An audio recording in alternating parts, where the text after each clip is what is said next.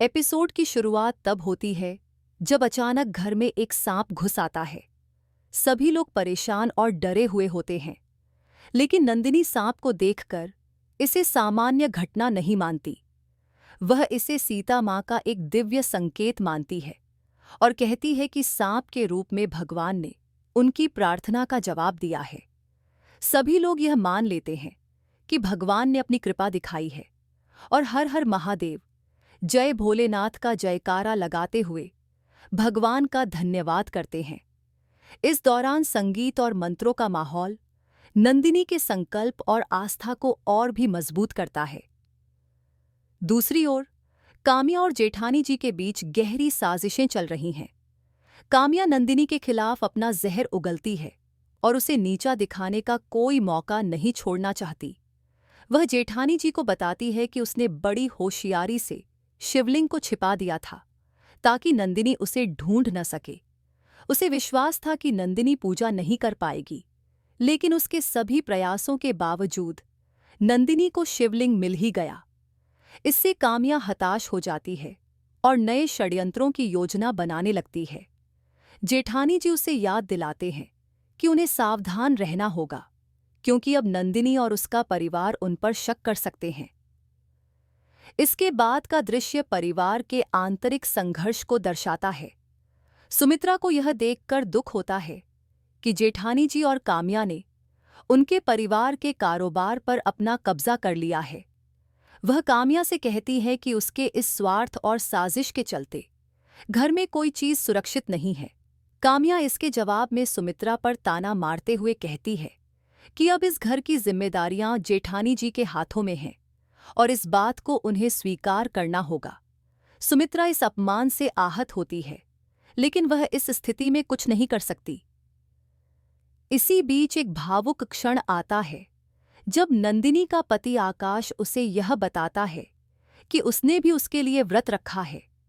नंदिनी इस बात से भाव विभोर हो जाती है कि उसका पति उसकी लंबी उम्र के लिए भी व्रत रख सकता है।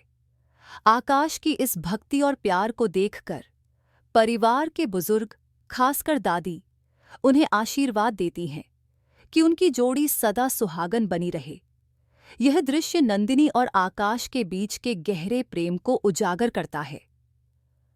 हालांकि जल्द ही इस शांति और स्नेह के क्षण में एक रहस्यमय घटना घटती है।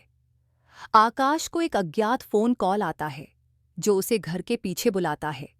जब आकाश वहां पहुंचता है तो अचानक उस पर हमला होता है, लेकिन ऐन वक्त पर उसका भाई वीर वहां पहुंचकर उसकी मदद करता है। दोनों भाइयों के बीच का यह पुनर्मिलन दर्शकों को भावुक कर देता है।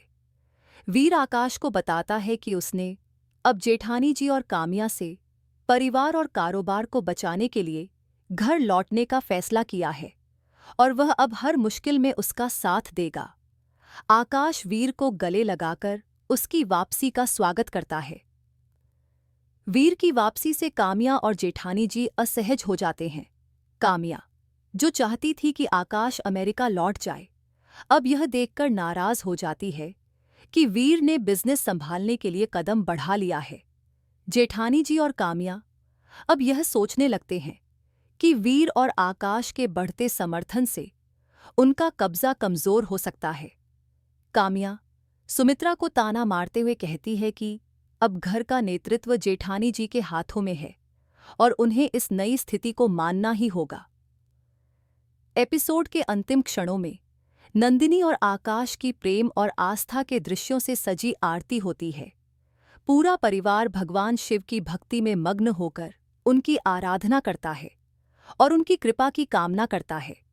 आरती के बाद दादी नंदिनी और आकाश को आशीर्वाद देती हैं कि उनका प्रेम और परिवार सदा सुरक्षित और सुखी रहे। इस तरह इस एपिसोड का अंत नंदिनी और आकाश के प्रेम, परिवार में भाईचारे की मजबूती और काम्या और जेठानी जी के षड्यंत्रों के बीच संघर्ष के एक नए अध्याय के साथ होता है। वीर की वापसी से परिवार को एक नई उम्मीद मिलती है, जो शायद उन्हें काम्या और जेठानी जी के दुष्चक्र से बाहर निकाल सके। कृपया लाइक करें, शेयर करें, सब्सक्राइब करें और बेल आइकन पर क्लिक करें, कोई भी अपडेट मिस न करें। धन्यवाद।